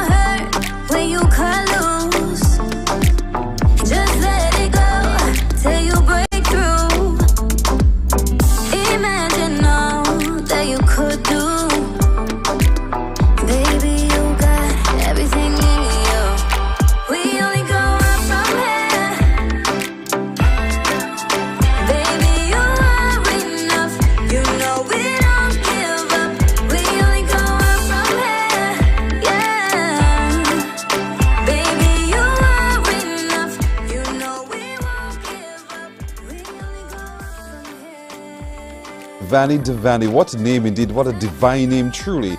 Devani is a young creative. She is between Canada and St. Vincent and the Grenadines. Devani, good morning to you. Good morning, how are you? Oh, I'm well, thank you for asking. How do you do? I'm doing pretty good. It's raining right now, so sorry if you hear some muffles. That's all right. It's raining here too, so if you hear some muffles, we have the same weather at the moment. Okay. Are you in the Caribbean at the moment? Yes, I'm in Beckway. Ah, because you spend so much time either in Canada or in the Caribbean. Yeah. Yeah. So how much time of the year do you spend over and away? Well, usually, okay, so when I was living in Canada, I would come back every year for a few weeks, but recently I just moved back to St. Vincent. So all my family is here, you know. Yes. I miss them, so I love being around their presence. I feel like I miss out on so much when I'm away. And you do. And yeah, like even musically, like I want to connect with, you know, myself more and other Caribbean artists as well. That is fantastic. And so we just watched your first release, your first R&B release, Time Will Tell. Tell us about that. It was released in 2019. Time Will Tell. What's that song about? So Time Will Tell is actually an EP that I made with a small Canadian label called Made in Saga back in 2019. And at that time, that was my first experience working with a team and releasing, you know, like a few songs on a project. It was a good learning process. It was more R&B, you know. I got a lot of time to learn about how to write. Like I've always been writing music, but they taught me a lot, like more in depth about like how to create a proper written song and how to go around working with producers and, you know, just the ins and outs. And yeah, that was in 2019. Then COVID happened. You know, the world was shut down for a little bit. So now it's 2023. So in 2022, I released So Good and Up From Here with the Hub Collective. And I released those 2 records independently, so not with the label, but more my own vision and my own creativity and Caribbean producers. Yeah. You know, there's so much talent in the Caribbean to start with, and so many people are now releasing that talent to the rest of the world. But it's almost like a needle in a haystack sometimes if you don't have that defining thing. What do you think it is that defines you against so many other people who are creating at the moment? Well, I think, honestly, everyone has something unique about them. Like, I can't sit here and say that I'm the best compared to somebody else, because they're best at what they do, and I'm the best at what I do personally. But I think to make it out of the haystack, you really have to know yourself and be authentic and true to who you are in your songs, in your message. And that's how you connect with people.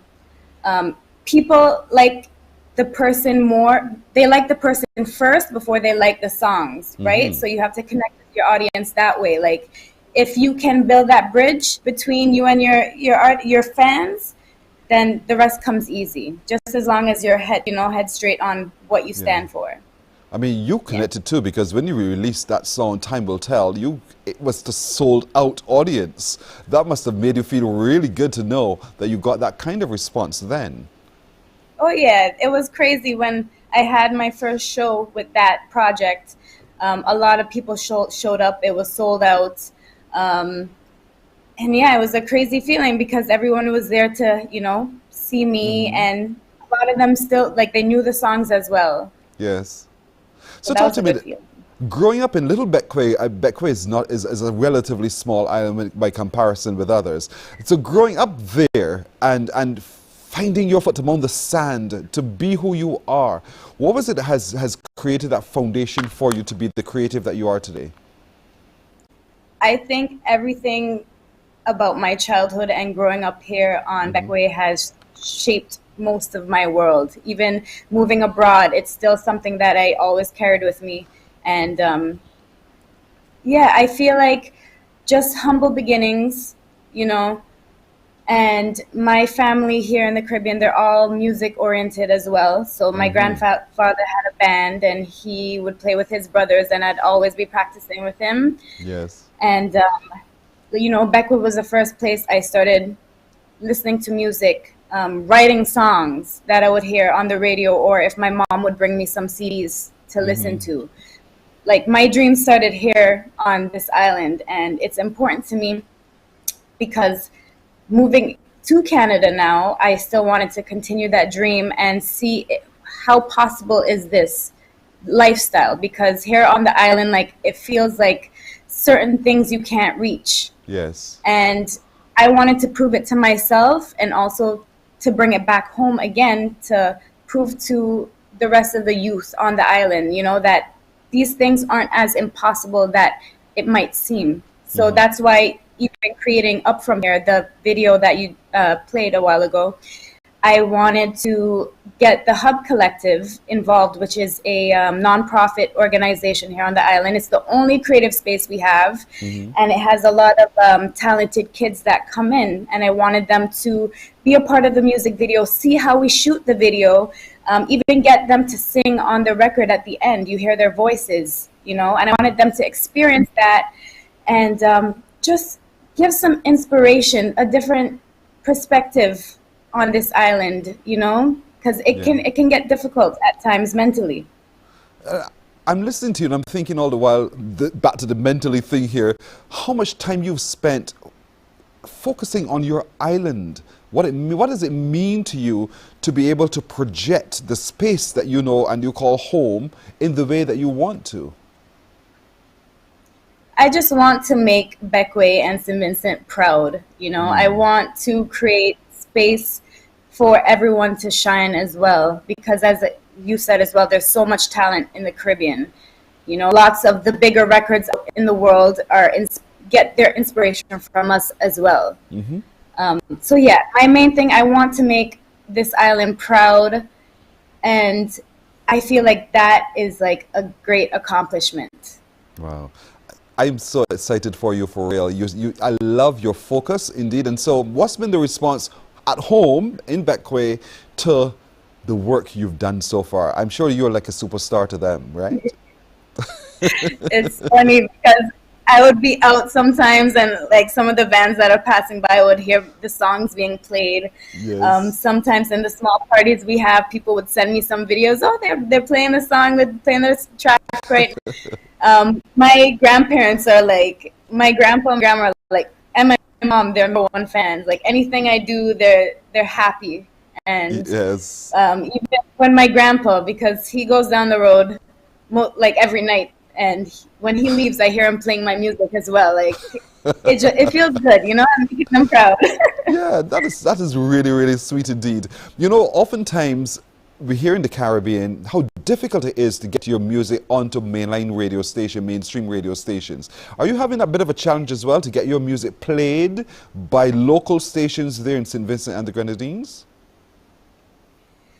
It could be a little bit challenging depending on the stations, but I've made some pretty good connections here on the island, and I think for speaking for myself, it wasn't that difficult to do.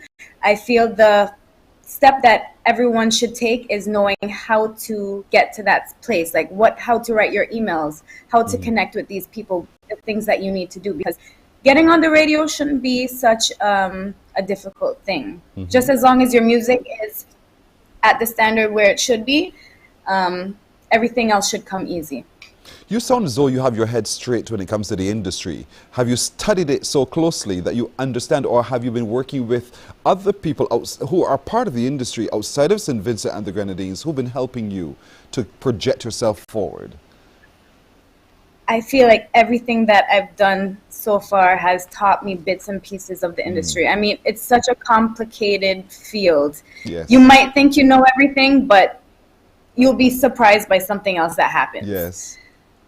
Because, again, you're working with a lot of different people and opinions, and things change. Yes, yes. So, yeah, things change very quickly. So, again, I only know what I know so far, but I know there's so much more still to learn. But the information that I do have, I plan on sharing it with whoever needs it. Anyone can come up to me, ask me a few questions, you know, like I don't mind sharing the information I have. Is this now your profession? Do you see this to be the thing that you'll be doing till thy kingdom come?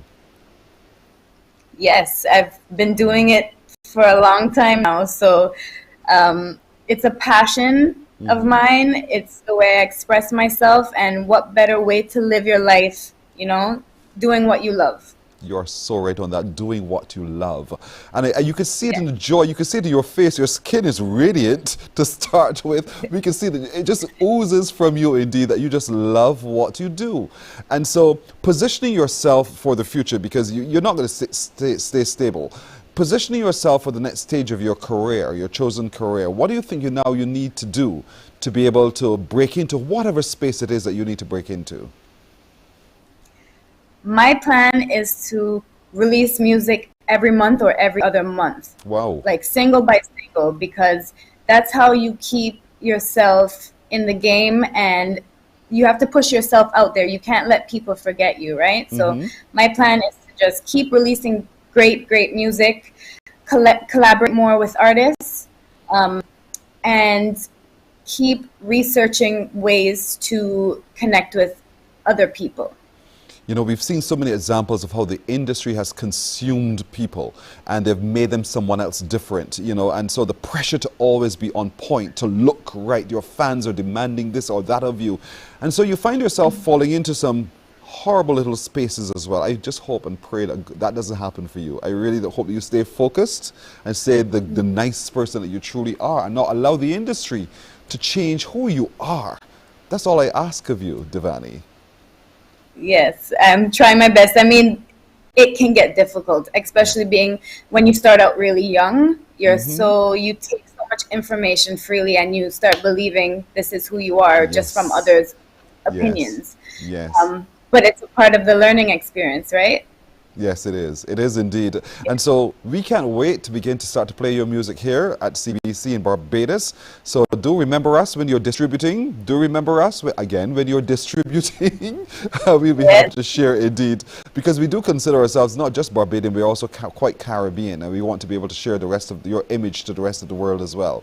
Devani, for us, you are one of the exceptional young people of the region. Already you're doing very well. Beckway is no doubt hugely proud of you, St. Vincent and the Grenadines on a wider scale as well. And so now we in Barbados have embraced you. We want you to continue what you're doing so well and continue making great music and impressing the rest of the world with your talent. For us, you are one of our exceptional young people of the Caribbean. Thank you for joining us here on Morning Barbados. Thank you. You're very welcome. Very welcome indeed. Her name is Devani. Devani, we're listening to a little bit of her music. Can we share a little bit more as we get ready for break? Yes, we can. We're coming back in just a moment. You will get through. Imagine all that you could do. My love, you got everything in you. We only go up from here. Baby, you are enough. You know we don't give up. We only go up from here. Yeah, yeah, yeah, yeah. Baby, you are enough. You know we won't give up. We only go up from here. Time for the glow up, my dear. We only rise up from here. We only go up. We only go up. We only go up from here. Baby, you are enough. You know we won't give up. We only go up from here. Baby, you are enough. You know we won't give up. We only go up from here. We go up, up. Time for the glow up, my dear. We go up, up. We only rise up from here. We go up, up. We only go up. We only go up. We only go up. We only go up, up, up.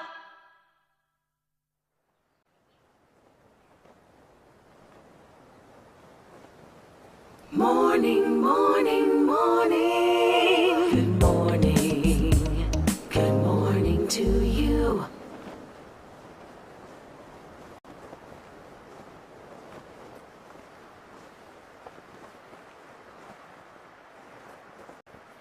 Some ask, what makes Barbados so special? We at Mornin Barbados say it's you, our exceptional youth. You are talented, resilient, and inspirational. You are the epitome of the Barbadian spirit, testing the boundaries of your creativity. If you are an entrepreneur, artist, baker, designer, author, or have done anything you think should be highlighted, email us at morninbarbados@cbc.bb. Let us show the world our exceptional Bajan youth. Books open your heart, your mind, and your soul. They are educational, entertaining, inspiring, and motivating. Are you an author of a recent book you want to share? Then Mornin Barbados would love to feature your book in our The Next Chapter segment. Send us an email to morninbarbados@cbc.bb. That's morning without the G. Come and let us turn those pages together. Morning, morning, morning. Good morning. Good morning to you. 17 minutes now to go to the hour of 8 o'clock. You know, what a year it has been indeed. 2022, we've met so many authors of so many books. And so because of that, we want to look back at some of the people and the pages we've turned in our next chapters. Take a look.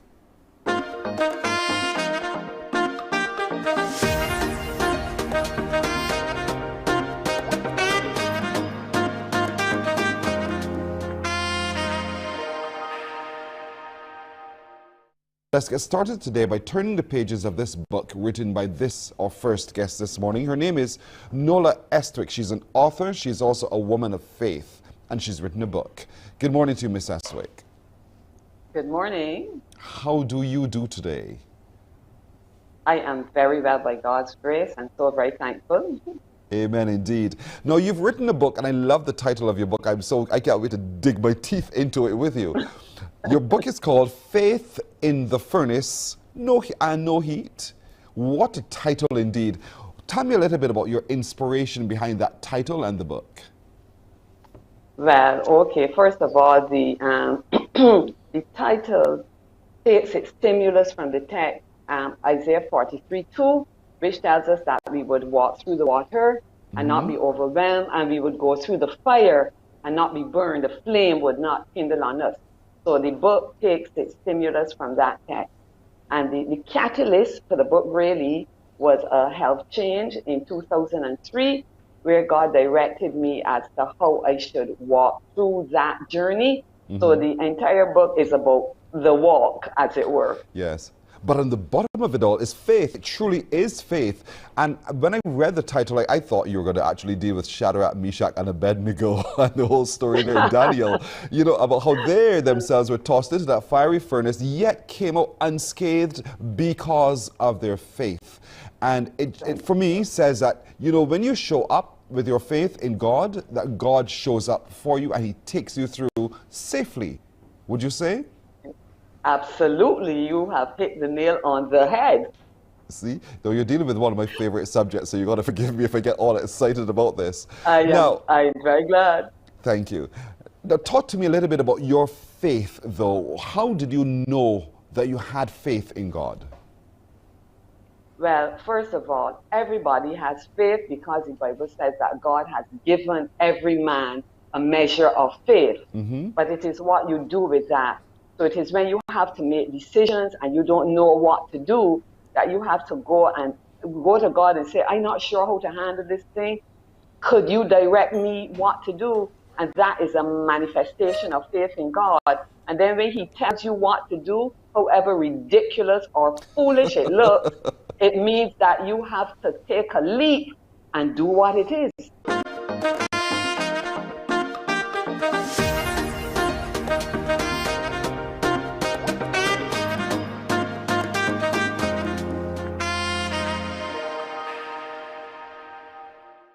This young lady, who is a trained science teacher, public speaker, science and technology coordinator, the author of a book, Little Einsteins Saves the Beach. She's also a mother. Good morning to you, Cavell Hilton.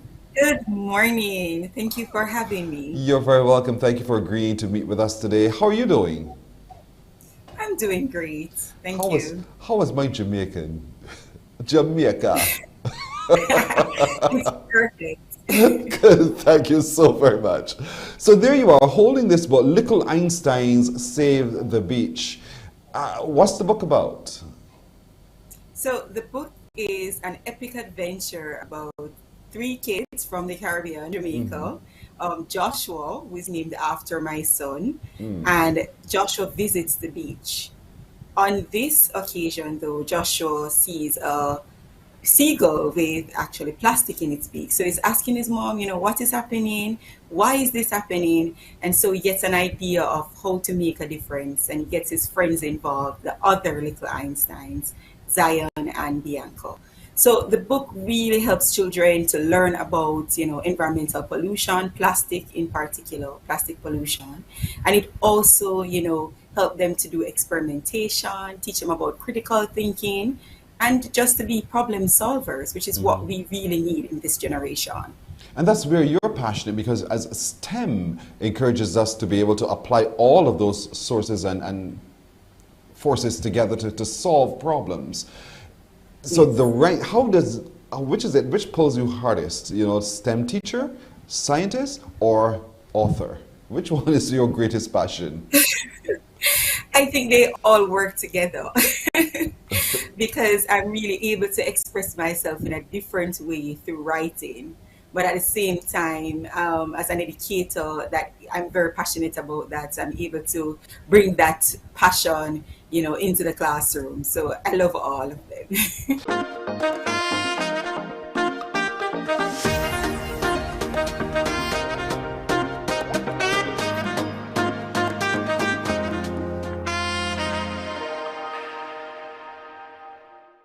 One person says that Pleasant View is a landmark work from an important new voice on the international literary fiction. And that voice is the voice of Celeste Mohammed. She's the author of the book Pleasant View that shows the dark side of Caribbean culture. Good morning to you, Celeste. Good morning. Thank you so much for having me on. You're very welcome indeed. An author, an attorney at law turned author. I don't know how you marry the two. What was it that inspired you to write the book Pleasant View? Yes, well, I took a break from law in 2011 and I enrolled myself in a Masters of Fine Arts program in Boston studying creative writing. And so the book was born during my time at Lesley University in Cambridge, Massachusetts. It was actually my thesis. So I was kind of forced to write something. and that thing you wrote is now the book Pleasant View. But oddly enough, Pleasant View shares the dark side of the Caribbean dream. For some, it might seem a contradiction. So explain to us why Pleasant View sharing the dark side of the Caribbean dream. Well, honestly, it was meant to be a bit ironic, the name and as well the cover of the book. Because, you know, people tend to have a very pleasant and very flat one-dimensional view of the Caribbean, you know, sun, sea, sand, have a good time, enjoy yourself. And I don't think that it's fully appreciated that Caribbean life is a bit more more complicated and nuanced than portrayed typically. We have problems, we have issues, and they deserve to be taken seriously. Indeed. So, yeah. You've written this book in the Trinidad context. You're based on a space in Trinidad, but we can see the Caribbean person in every word that you've written in standard English and in the Trinidad Creole. So let's talk a little bit about the plot in Pleasant View. Yes. When we turn the pages, what do we get from those pages?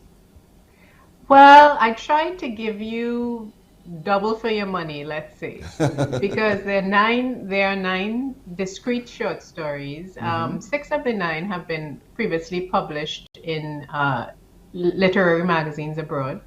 However, if you read the book in the order in which I presented the stories, you will have a totally different experience. You'll feel like you're reading a novel. So it's like you can pick it up and you can read one story, or you can read it all in one go and have the feel of a novel. But it's about a political shooting that happens in this town of Pleasant View. And around that shooting, the circumstances precipitating and resulting from that shooting is what plays out in the book. Wow. I began to critique myself to begin with, but there's so many books on offer by Caribbean authors, Barbadians included. And all I can ask is that you really do get your hands on them and do support the writings of our Caribbean people. Nola Estwick, the first one who I interacted with there in that video, you know, she was such a gracious soul indeed. Thank you, Nola, for taking the time to talk back to me still. We're going to take a break right here. We're coming back to help me unscramble some words in just a moment. Morning, morning, morning. Good morning. Good morning to you. Books open your heart, your mind, and your soul. They are educational, entertaining, inspiring, and motivating. Are you an author of a recent book you want to share? Then Mornin Barbados would love to feature your book in our The Next Chapter segment. Send us an email to morninbarbados@cbc.bb. That's morning without the G. Come and let us turn those pages together. Because you love English Premier League, MCTV has got it back. Now you can watch all the games of the English Premier League plus UEFA and NFL on MCTV. Current customers can upgrade to Max Pack Extra at just $23. Call MCTV today at 228-6288 to upgrade or come in and sign up for our new service. Football fans, let MCTV get you back in the game.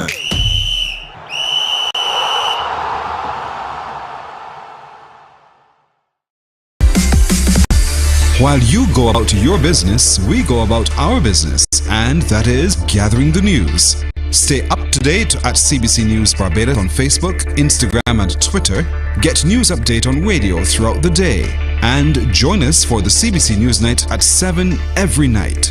CBC News team is on the job and bringing you the news.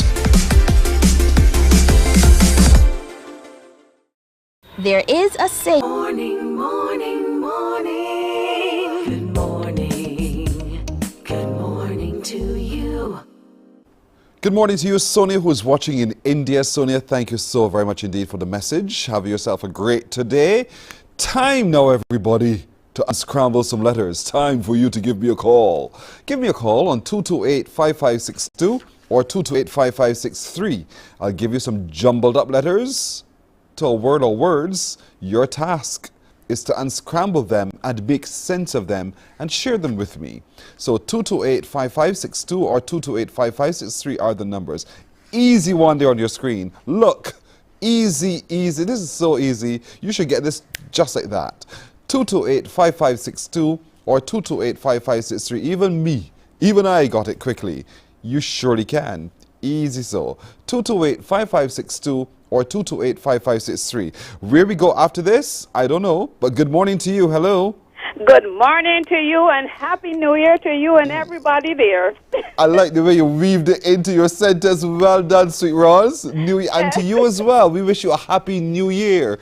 Thank you very much. Thank you too. Take care now. Bye-bye. It is indeed New Year. I told you it was easy. Told you it was real, real easy. So look at this one though. Let's see if you can work this one out as quickly as you worked the first one out. What word is this? This one too, I think, is very easy. Very, very easy. If you're starting easy, we're going to get more difficult. So you better grab the easy ones now. 228-5562 or 228-5563. Call me now and tell me the word you can make when you unscramble the letters just before your view. So work it out and call us now. 228-5562 or 63. Good morning. Hello. Good morning, person. Happy New Year to you. You too. Thank you. What's the word you see on your screen? I'm seeing some letters that form the word toast. And lots of persons would have toasted in the New Year a few days ago. That is right. And you can have for breakfast some toast, right? Pardon me? You can have for breakfast some toast. That's right. That's what I'm going to have today. Oh, I thought you were going to tell me you did not have one of those things. What do you call them again? I was going to say microwave. What do you call that again? Toaster. A toaster. A toaster person. Yes. Thank you here. Thank you so much. The word went completely out of my head. What word do you see now? New word on the screen, folks. Come, down the road we go. Down the road. 228-5562 or 228-5563. Look at it quickly. What word can you make from these letters right here? Dare you to tell me. Figure it out. How could you call here so quickly and get everything right? I'm going to trip you up at some point, so come. Take a chance at this one. Take a chance at this one. What word do you see on your screen when you unscramble the letters? 228-5562 or 228-5563. Just have 2 more minutes remaining. Come on. 228-5562 or 228-5563. You slow down. You're getting afraid in there. This is not a difficult word, trust me. It is not a difficult word. And when you get it right, then you realize how easy it truly is. 228-5562 or 228-5563. What word do you see? Morning, hello. Good morning. Happy New Year to you. You too, thank you. What word do you see? Fireworks. You're guessing, don't like how guess on me. What word is it? Vinny? Yes. It right, fireworks. Thank you. You're welcome. Have a good morning. Have a good morning indeed. She's absolutely right. Another one? Another one? Another one? Another one? We're going so well. This one should take you a little while to figure out, I believe. Look at this. This might even go forward to tomorrow, I believe. 228-5562 or 228-5563. Do you have a clue as to what word this is? It is a tough one. I told you it's going to get more difficult. Can you figure this one out? Take your time. Don't hurt your head. Don't bother yourself. 228-5562 or 228-5563. Come on, be bold. Show me what you've got and tell me the word you think you can make out of these letters that are all jumbled up at the moment. If not, I'm going to have to hold it until tomorrow, and you better believe it, we're going to come back with it. Anyone? Any takers, anybody? 228-5562 or 228-5563. Good morning, quickly. Good morning. Hello, good morning. Hi, what word is it? Hourglass. I beg your pardon? Hourglass. You're positive? Yes, please. What's your first name and what parish are you watching from? St. James. Roseview. First name? First Deborah. name? Deborah? Deborah? Yes, Deborah? please. You are so right. I know. Have a good morning, Deborah. Thank you here. Same to you. Thank you so much indeed. That's it for today, everybody. Thank you so much for joining with us indeed. My producer has been Nadia Foster. Technical director has been Ruel Ford. Sound engineer Christopher Blendman. And at master control, Tamisha Green. From all of us to each of you, we say thank you. We'll see you again tomorrow. Bye-bye. Wake up, wake up, wake up, wake up. Barbados, get up. Good morning.